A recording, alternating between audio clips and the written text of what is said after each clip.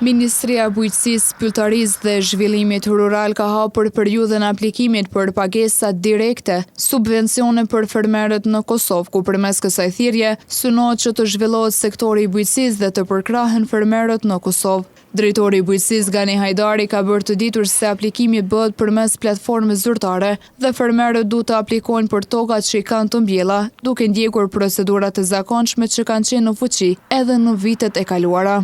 Është e hapur thirrja publike për pagesat direkte në kuadër të Ministrisë së Bujqësisë. Fatkeqësisht fermerët kanë filluar në aplikimin për pronat që kanë në të mbjellra. Hajdari theksoi se këtë vit nuk ka ndryshime të mëdha në procedurat e aplikimit, por një risi është se nuk është më e nevojshme të dorëzohen faturat për pleh.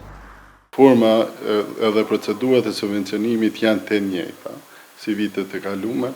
Ka dallim se fermeri direkt bëhet kalkulimi i plehut, ose nuk ka nevojë që të sjellin fakturat e plehut. Tu vlen të ceket se fermerët të cilët qoftë persona fizik, qoftë persona juridik, që e kalojnë shumë mbi 30.000 euro të subvencionimit, ata janë të obligueshëm që të regjistrohen si firmë.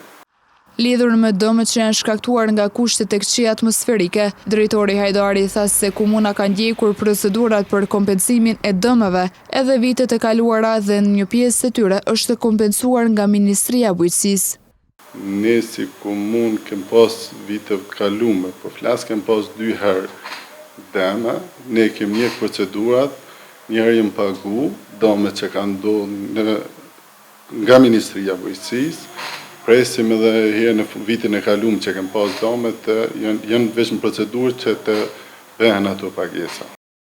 Drejtori Hajdari u bëri thirrje të gjithë fermerëve që të aplikojnë me kohë dhe të mos e lënë aplikimin në ditët e fundit për të shmangur fluksin dhe pritjet e gjata, ndërkaq thirrja për aplikim do të jetë e hapur deri me 2 maj 2025.